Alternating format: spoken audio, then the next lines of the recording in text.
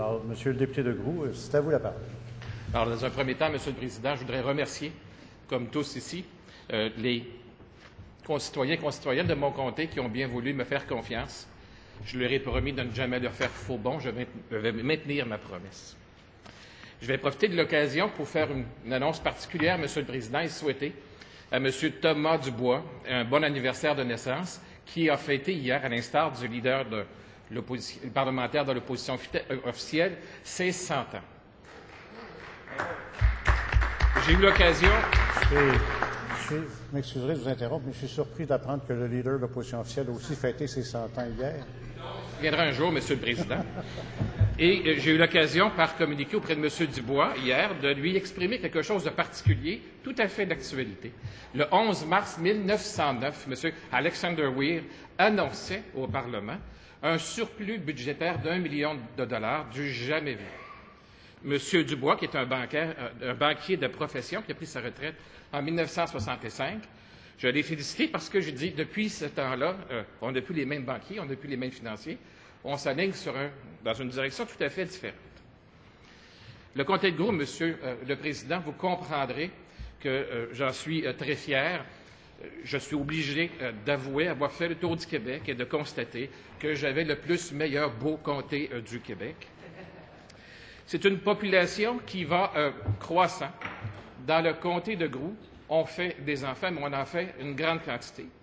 Les démographes prévoient que d'ici 2026, notre population augmentera de 28,8 comparativement plutôt à une augmentation de la population du Québec de 9,3 Alors, vous comprendrez que lorsqu'on parle de transport, de voies réservées, de transport en commun, de transport collectif, de construction d'autoroutes et d'infrastructures, nous sommes très intéressés car l'avenir est, semble-t-il, dans mon comté.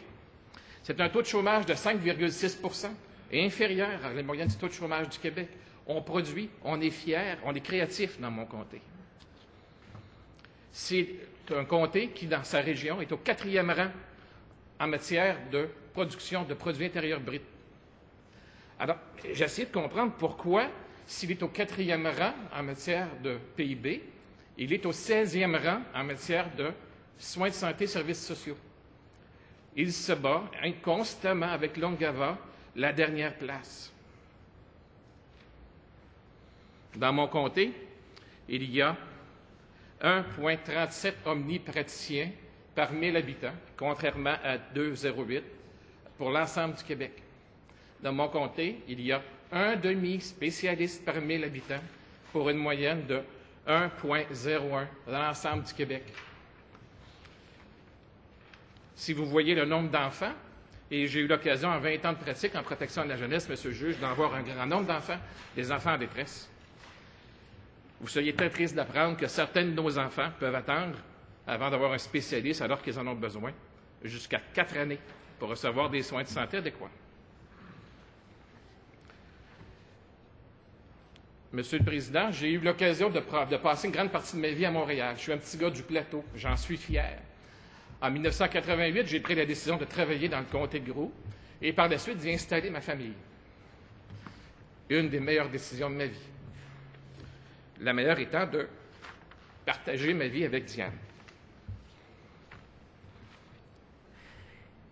En mettant tout cela en perspective, j'ai écouté attentivement le discours de M. le Premier ministre. J'avais des attentes. J'avais des attentes, Monsieur le Président, parce que ce Premier ministre est aussi le mien. Je voulais qu'il apporte des solutions. Je voulais qu'il apporte des choses qui sont nouvelles, des choses qui ne sont pas la reproduction d'autres choses, d'autres choses et d'autres choses. Jamais, et j'ai fait l'analyse de plusieurs discours inauguraux, Monsieur le Président, jamais je n'avais vu un discours inaugural, et mon collègue de l'Assomption sera peut-être content, un discours inaugural contenir autant de recyclage. Monsieur le Président, s'il y avait une date de péremption aux promesses libérales, nous aurions pu sauver 40 minutes de discours inaugural. Le PEPS 5 fois, des programmes d'infrastructure, certains qui ont été promis cette semaine par Monsieur le Premier ministre, sont encore en attente de débuter depuis 2007.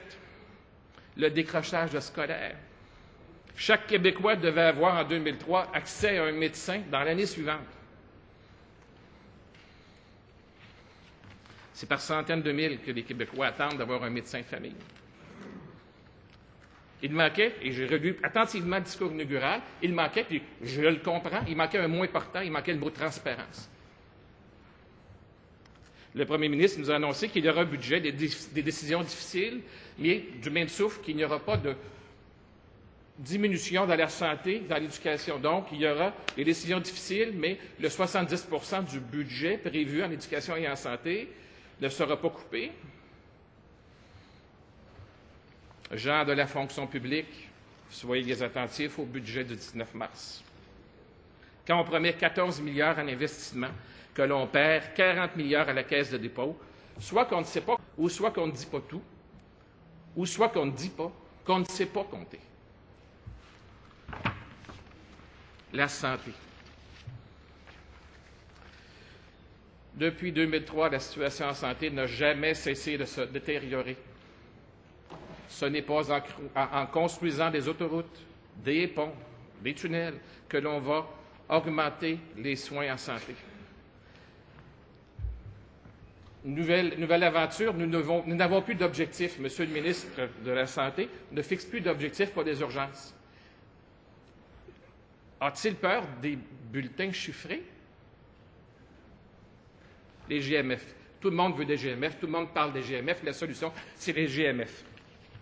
Je vais vous conter une histoire contée. Monsieur le Président, qui est arrivé la semaine dernière dans mon coin. Monsieur le ministre de la Santé s'est présenté dans une clinique médicale, où je me suis présenté aussi. Il a annoncé que cette clinique médicale deviendrait un GMF. Tout le monde était content. 500 000 $ investis dans une clinique médicale où les médecins sont efficaces, où nous allons pouvoir ajouter des infirmiers, des infirmières pour rendre encore plus de services.